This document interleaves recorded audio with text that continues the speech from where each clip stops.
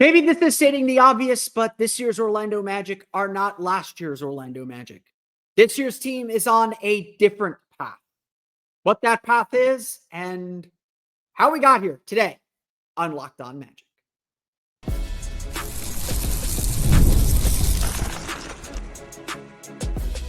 You are Locked On Magic, your daily Orlando Magic podcast, part of the Locked On Podcast Network, your team every day. And you are indeed Locked On Magic. Today is February 11th, 2025. My name is Philip Rossman-Reich. I'm the senior writer over at OrlandoMagicDaily.com. You can find me on Twitter at PhilipRR_OMD and on Blue Sky at PhilipRR. On today's episode of Locked On Magic, the Orlando Magic suffer a loss to Atlanta Hawks that puts them in the danger zone, if they weren't there already, why the Magic are not walking the same path they walked last year and how they get themselves back today on Locked On Magic. Before we do any of that, we want to thank you again for making Locked On Magic part of your day every day. No matter when you listen to us, whether it's first thing in the morning, whether it's right when we upload, we truly appreciate you making Locked On Magic part of your day every day. And you can make Locked On Magic even bigger part of your day with the Locked On Magic daily newsletter. It's the one stop for ultimate team and league coverage delivered right to your inbox. Sign up for free now at LockedOnDaily.com. That's LockedOnDaily.com. And start your day with the all-new free Locked On Magic newsletter. This is not how the season was supposed to go. Let's acknowledge that. Let's set those expectations to rest and put them to bed. We entered this season believing the Orlando Magic were set to take the next step. We entered this season believing the Orlando Magic were going to make the leap. They talked about it. They wanted a home court advantage. They believed they were good enough to get to the second round. They saw that they got to game 7 and won every single one of their home games and understood what the goal was. We all believed that experience, that growth, internal growth, the injection of Kentavious Caldwell-Pope, that another year together would help this team grow. Now, obviously, this season has taken a different path. Perhaps if Paolo, Banchero, and Franz Wagner did not get hurt, perhaps if Jalen Suggs were not hurt now, we'd be talking about achieving those goals. We'd be talking about not just one of the best defenses in the league, but one of the best up-and-coming teams with a clear trajectory and a clear future and a clear identity and a clear sense of what success can be. Maybe all that is not thrown so far out the window because these injuries have been serious and have gutted the Magic of rhythm, of chemistry, of togetherness. We can hold on and clutch tight to what the Magic built last year and what we still believe that they can be this year if only they had been healthy. But that's the thing. This team's not healthy. This team has walked this path. They have seen players make major regressions. They have dealt with issues of confidence. They've dealt with trying to make up for the loss of, frankly, their two heart and soul players. And while they are still plenty talented and there's still plenty to build around, the Magic have fallen short. The Magic haven't been able to put all those pieces together. And frustratingly so, have not been able to find themselves. It has been a full month and 2 weeks. It has been a full 6 or 7 weeks since the Magic last won consecutive games, when they came back to beat the Miami Heat and then came back to beat the Boston Celtics at home. Since then, the Magic have not just been treading water, they have been sinking. And it has been difficult to find the way out. The reality might very well be the Magic at 26-29, this is kind of who they are. With 27 games remaining now, the Magic may not be better than the play-in tournament. While they're still trail the 5 seed by only 4 games, there's no reason to believe that the Magic will put those pieces together except for their history and what we believe they can still be. This year's path It's not last year's path. This year's path is not the same as we saw last year. And as much as they are trying to reach back and find who they are, who they were, who they want to be, it's not there. Look, and the Magic's 112-106 loss to Atlanta Hawks on Monday. The Magic looked as good as they have looked in a very long time. They were competitive. They were fighting. They had energy. They let mistakes run off them. They got to the end of the game, gave themselves a chance to win. They defended Trae Young about as well as you can defend him, giving up just 19 points on 6 for 17 shooting, 1 for 8 from 3, sending him to the line for 7 free throws, but forcing 9 turnovers against his 8 assists. They contained and defended Trae Young exceptionally well. But the gamble they made to do that was giving up shots to Karis LeVert, 18 points. Giving up shots to Terrence Mann with 12 points, or to Larry Nance Jr. with 8 points, or to Zachary Sachet, or Dyson Daniels. They could not make enough stops in a row. They could not get the defensive consistency to build a run. And despite a 20-6 run to end the second quarter that seemed to be the spark that they needed, they came out of the locker room flat, turning the ball over 6 times in the third quarter, giving up 8 points, and eventually giving up 18 turnovers for 20 points, giving away possessions. Not only that, in that third quarter, if it were not for Paolo Banchero scoring 20 of the 25 points in the quarter, the Magic truly would have been sunk. But hey, they had their chance to win the game. At the end of the game, down by 2, Franz Wagner settled for a jumper and missed. The Hawks get a foul on a late rotation on a pick and roll. Onyeka Okongwu makes both free throws. The Magic are down 4, and Franz Wagner misses another pull-up jumper as the offense bogs down and gets stuck, relying on its 2 best players to create anything, but unable to break through a switching defense from the Hawks. Down by 5, short a few possessions later, the Magic work to get an open 3 for Kentavious Caldwell-Pope, and he misses. It's a make-or-miss league. You can live with misses that are good looks, even in close games, because it's everything that leads up to it that matters. It's the turnovers. It's the inconsistent shot decisions. It's the lack of offensive diversity. All problems we know are present in this Magic team. All problems that were present, frankly, last year as well. But last year, they found a way to overcome them. Last year, they found ways to win these kinds of games, to defend their home floor, to make sure mistakes did not multiply and compound, that they put teams away at most of the time. This year's team doesn't have that. This year's team has struggled to put those pieces together, has struggled to make it all fit and make it all work. As much as experience matters and helps inform and teach and grow, it's just experience. Every team is different, even ones with the same roster.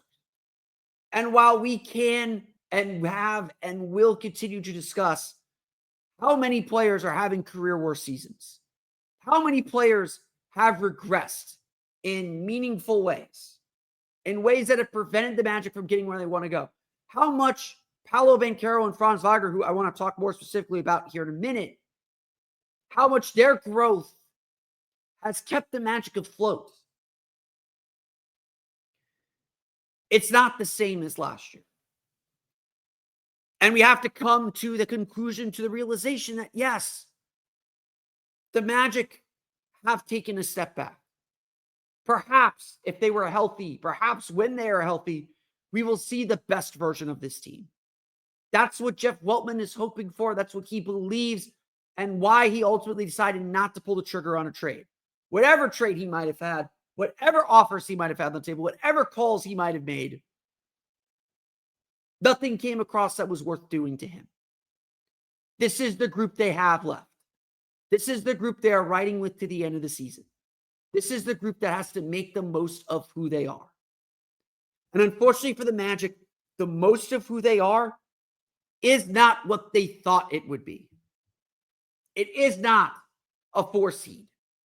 Maybe if they were healthy all season, it might have been. That's the optimist in me. But we have to come to the realization that the 6 seed is going to be a fight. The play-in is very likely. And as of today, the Magic are below the line. They are 9th in the Eastern Conference. One game before the All-Star break, the Magic are 9th in the Eastern Conference. There is just as good of a chance that the Magic will be hosting a 9-10 game rather than preparing for a playoff series. That is not a sentence I thought I would say this year. We all believed and had high expectations for this group. This group had high expectations for themselves. But this year's path is different than last year's path. What the Magic will learn, what the Magic will grow, what the Magic will take from this season, what the Magic will know they need to do moving forward is different than last year's success. And that is the reality that this Magic team is facing and staring straight down, from management to coaching to players. How do we respond with failure? How do we respond to not meeting expectations, to not being their best? And for the last 27 games, that's what the Magic are going to have to confront. If there is a positive in all of this, in the way and the path the Magic have taken, we have seen Paolo, Banchero, and Franz Wagner at their best. Why they are the base for everything the Magic will do moving forward, and why that's a pretty good place to be. We'll get to that coming up here in just a moment. But first, today's episode of Locked On Magic is brought to you by our friends over at Open Phone. Running a small business means you're wearing a lot of hats. Your personal phone becomes your business phone, and before you know it, you're juggling customer calls day and night. As your team grows, it becomes impossible to manage everything with just your personal number. That's where Open Phone comes in. It's the #1 business phone system designed to help you keep your work and personal life separate. For just $15 a month, the cost of a few coffees, you get complete transparency and visibility in everything happening with your business phone number. Open Phone works through an app on your phone or computer and integrates with tools like HubSpot and hundreds of others. It also uses AI-powered call transcripts and summaries, so you have a rundown of your calls and action items the second you hang up. And if you miss a call, no problem. Automated messages are sent directly to your customer, ensuring you never miss an opportunity to engage.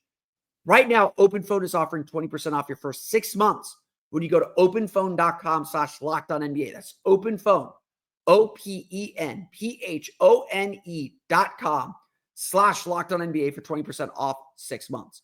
Openphone.com/lockedonnba. If you have existing numbers with another service, OpenPhone will port them over at no extra charge. Again, that's openphone.com/lockedonnba.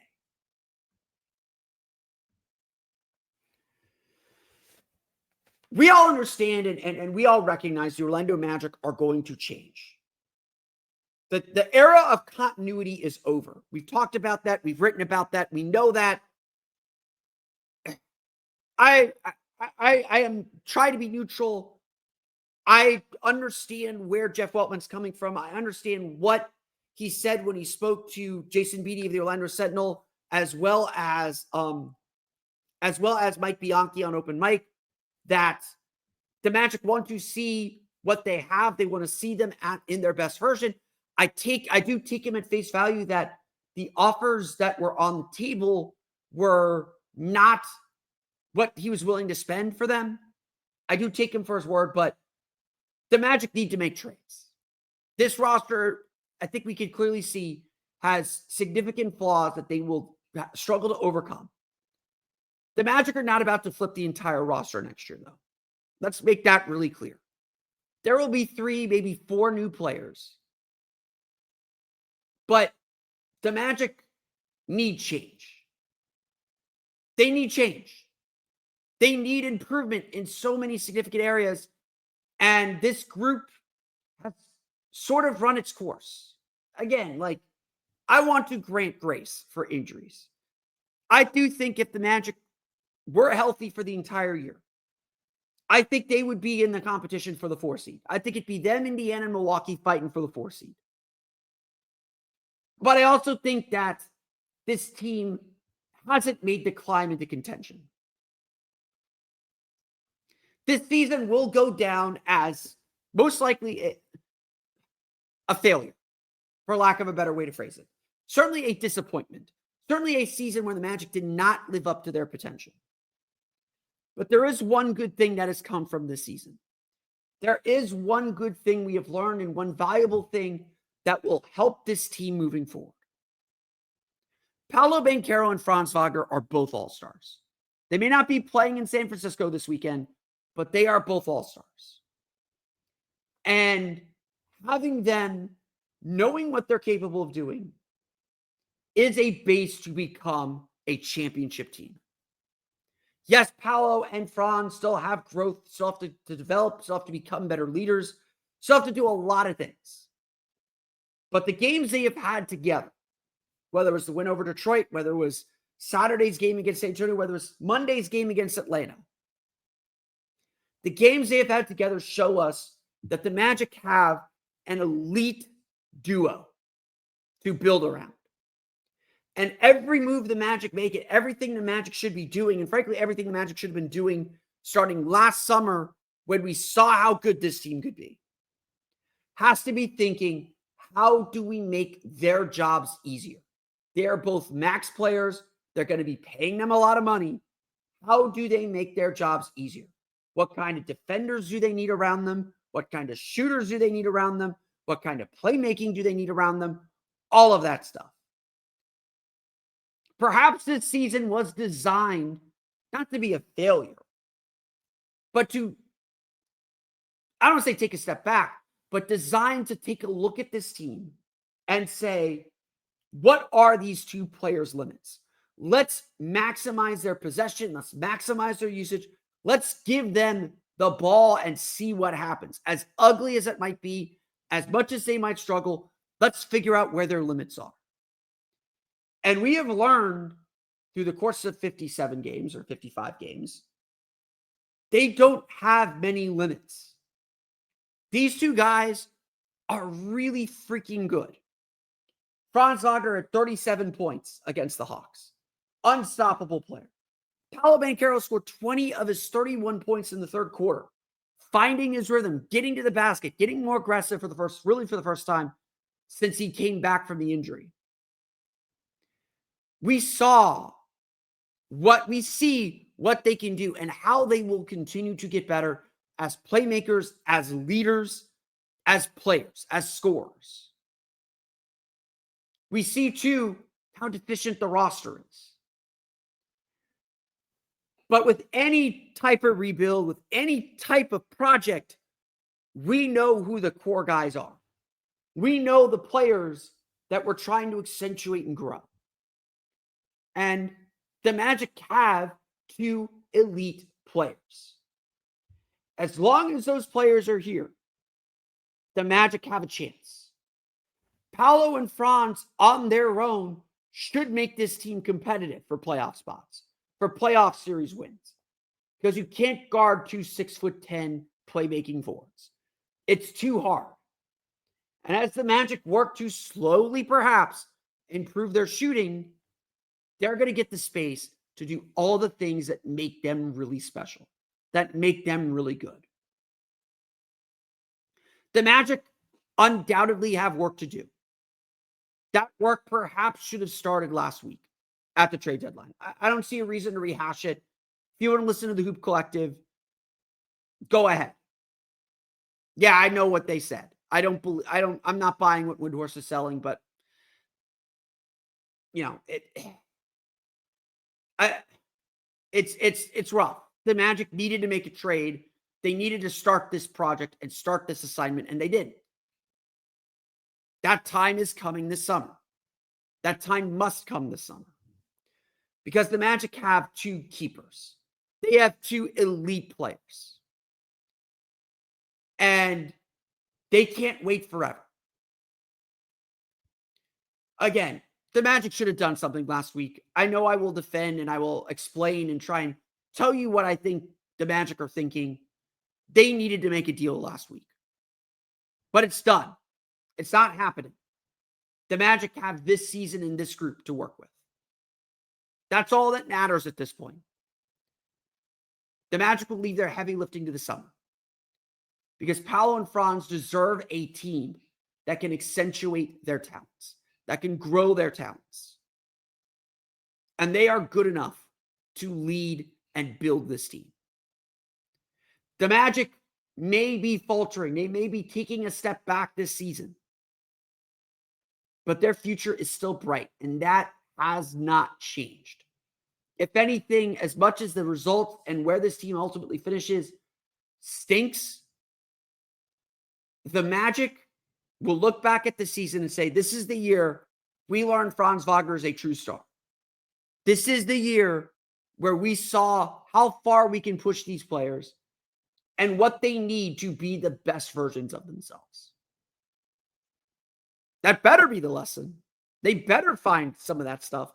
They better develop and grow this team that way. Because Franz especially has gotten so much better this year. Has continued to grow and add to his game and can still continue to grow and add to his game. Paolo Banchero with his injury has taken some major steps back.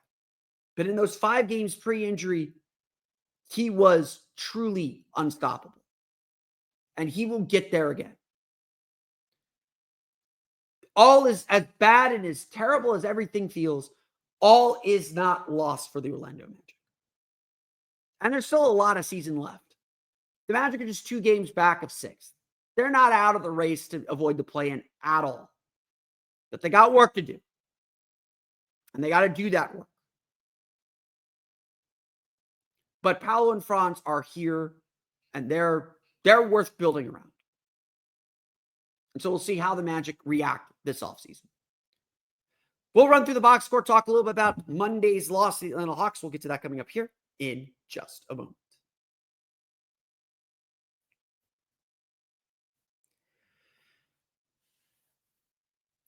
The Orlando Magic fall to the Atlanta Hawks 112-106, a disappointing loss.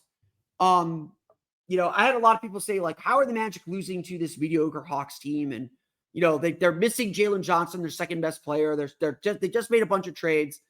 And my response, frankly, is, are you sure the Magic are better than the Hawks? Because the record says we're not. You are what your record says you are. And I think Magic fans should be disappointed. We should hold this team to a higher standard. Again, I still think they could finish with the 6th seed. I think that's still very, very possible. Like I said, for these 11 games, the Magic need to be at least 7-4, if not 8-3. So there's one loss. Got to beat Atlanta next week coming out of the All-Star break. They're very capable of doing so. Like, you look at the numbers in this game, they're literally neck and neck. Atlanta was 38 for 77 from the floor. Orlando was 37 for 78. That's 1 field goal. The Hawks were 12 for 32 from 3. The Magic were 12 from 30. They were even on 3-point shooting. The Hawks were 24 of 28 from the foul line. Orlando was 20 for 24. Missed the same number of free throws. They made 4 more, 1 more field goal. Guess what? That's 6 points. They had 17 turnovers for 20 Magic points. Orlando had 18 turnovers for 20 Hawks points. There was no daylight separating these teams. And while Atlanta took a little bit of a lead, Orlando answered back. Orlando took a lead. They went on a 20-6 run to end the first half, took a 7-point lead in the locker room, came out flat. Atlanta came back and just, it was a seesaw battle the rest of the way. 14 lead changes, 12 ties in this game. There was just no daylight separating these teams.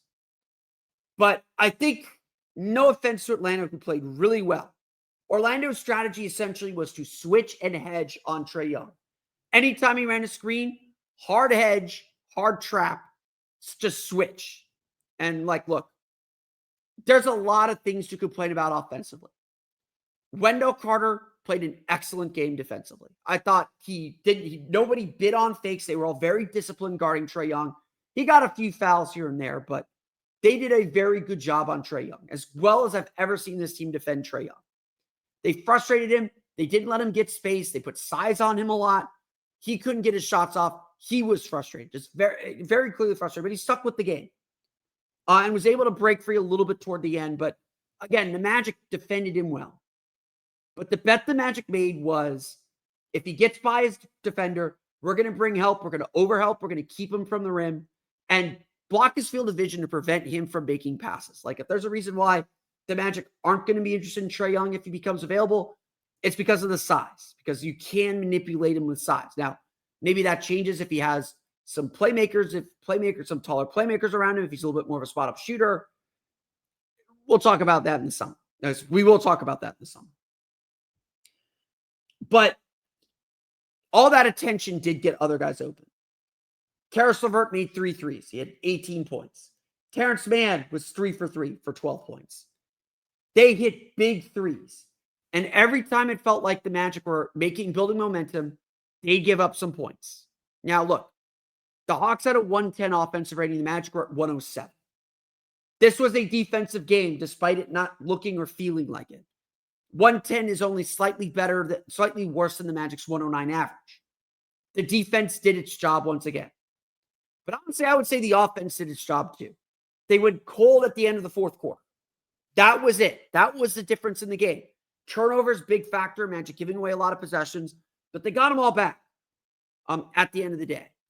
So it did come down to late game execution, and the Magic just aren't good enough offensively to execute all the time. They aren't.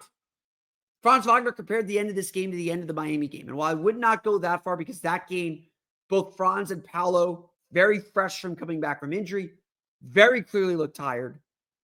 This game was a little bit more about the Hawks defense and their ability in those critical moments to keep Franz from getting downhill and forcing him to take bad shots. The Magic spacing was terrible. They were kind of bumping into each other, just not a lot of room and just a lot of mistakes on the Magic's end. This is a game Orlando should have won. No offense to Atlanta. Great game. Go listen to our friends at Locked On Hawks for their perspective on this game. The Magic are, in my opinion, the better team. They did not play better. Just simple. Hawks made key shots. Orlando didn't. It's a make or miss league. That's why I made my bigger point that I wanted to make, but I'm not losing sleep over this loss. Lost the game because you missed shots. Lost the game because of your own mistakes. That's stuff you can clean up. That's stuff you should be better at. And look, Orlando's a high turnover team. They turn the ball over a lot. That is a big factor in this game. But again, what can't happen is the Magic shot 40%. This is the first game all year where the Magic lost, where they shot 40% or better from three. They're like 4-1 now on those games. The Magic cannot lose games where they make threes like this, where the offense is working well enough where they make shots. Now, maybe this is a shot of confidence. Back-to-back decent three-point shooting games, 33% on Saturday, 40% on Monday. If that's a breakthrough for the offense, this game will be a blip. Who cares that you lost this game? Maybe it hurts you a little bit in the standings. But you start shooting like this and defending like this, you're going to win a lot of games. I want to give Atlanta all the credit. They played really well. Orlando had a B+ effort. Atlanta had like an A- effort. Even with Trae Young struggling the way that he struggled. But the Magic just didn't have balance. Franz Wagner scored 37 points on 15 for 29 shooting, 3 for 8 from 3, 7 rebounds, 3 assists. Paolo Banchero, 31 points, 10 for 22 shooting. Again, 20 of those 31 in the third quarter. He had 4 turnovers in the game, got a little sloppy at times, settled for jumpers, except for that third quarter when he did a much better job getting in the basket. Orlando started using him as the roller and pick and rolls. I've been calling for him to do that. I've been calling for them to get him the ball on the move so he's moving as he catches it and is already getting his momentum downhill. I think that's a big thing for the Magic. That's a big way to get him going. He saw a couple shots go in and then started hitting from the outside. So it doesn't take much for Paolo to get the confidence that he needs to be successful. The good Paolo is still in there. But it's been harder and harder to coax that out. Maybe some of it is him wanting to play a certain style. Some of it's certainly coaching and tactically putting him in spots where he can be successful. I think getting him on the move is a big factor for him. But outside of those two, nobody else scored in double figures. Jonathan Isaac had 9 points on 2 for 5 shooting Anthony Black had the third most field goal attempts with six. Six field goal attempts. He scored 6 points as well. I thought, I thought AB's defense was really good. He got part of the assignment on Trae Young at times. Wendell Carter, I thought, played really good defense. He only scored 4 points on 2 for 2 shooting. Just could not get anyone else involved. Now, some of that is like, yes, Paolo and Franz were making shots. They were getting downhill. When they were getting downhill and getting good looks, they made them. You're not going to complain about that. But the Magic really needed to get the ball moving and get others involved. The spacing wasn't always great. Certainly, there is a trust factor with the three-point shooting, but when the Magic were able to kick out to open threes, they made them in this game. There should have been a little bit more trust and should have been a little bit more faith. And again, like some of it is just like, don't take bad shots. Make good decisions. Run through some offense. Get to your spots. Don't just roll up and jack up a shot. Again, like the Magic have 2 stars. Like they have 2 really good players. And they've got to find a way to make this work and make this group work. And look, this group's got shortcomings. Like people are asking me, like, why is this player playing? Why is this player playing? And I'm just like, okay, you want to take that player out? Who are you putting in? I can guarantee he's not much better. And that's the big issue with the Magic roster right now. There is depth, but not depth of talent. And I think that's the biggest challenge for the Magic right now as they try to piece their way through. Now, Jalen Suggs comes back. I would not expect it until after the All-Star break. Things are going to look a lot better. The energy will be up. It's going to be better when Suggs is back, and we'll talk more about Suggs tomorrow and his status and where he's at. But the Magic did a lot of really good things. And again, I think for the most part, if they play like they played Monday night, they're going to win a lot of games. They're going to be fine. They'll get themselves back to 500. And honestly, I think 41, 42 wins is going to get you the 6th seed. All the Magic got to do is get back to 500. Get back to 500 and see where you're at when you get there. They won't do that before the All-Star break. They will be under 500 at the All-Star break. But getting to 27 and 29, giving yourself that chance is huge. They got to get to 41 wins. Like, that's the bottom line. They got to go 15 and 12. I should be able to do math. That's doable in the last 27 games. It should be doable for this team. But there's still a lot of work to do. Like, there's just no doubt about it. There is a lot of work for this Magic team to do. And Monday's game, while encouraging, while on the right track, was ultimately a loss. And that's what matters. Even if they're doing the right thing, is they've got to find a way to scratch out wins. The Atlanta Hawks defeat the Orlando Magic 112-106. Magic will play their final game before the All-Star break Wednesday against the Charlotte Hornets. But that's going to do it for me today. I want to thank you all again for listening to today's episode of Locked On Magic. Of course, find me on Twitter at PhilipRR_OMD. You can find me on Blue Sky at PhilipRR. You can subscribe to the podcast at Apple Podcasts, Stitcher, TuneIn, Himalaya, Google Play, Spotify, Odyssey, and all Filmation podcasts to your podcast-enabled listening device.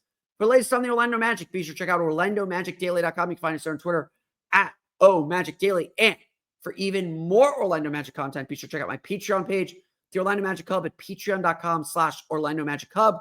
On the Orlando Magic Hub, you'll have my 3 takeaways from this game. I do that after every game, plus exclusive content, especially after shoot-arounds. I write my shoot-around report on there. Currently, I have an article up there on the Magic's defense struggling a little bit over the last month. I talk a little bit about why the Magic's defense struggling, how the Magic get it back. Again, a decent defensive game here, but not the elite level that we're used to seeing from the Magic.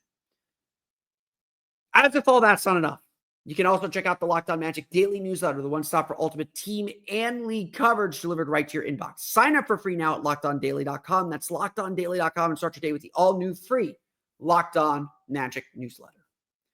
That's going to do it for me today, though. I want to thank you all again for listening to today's episode of Locked On Magic. For Orlando Magic Daily and Locked On Magic, this has been Philip Rossman-Reich. We'll see you again next time for another episode of Locked On Magic.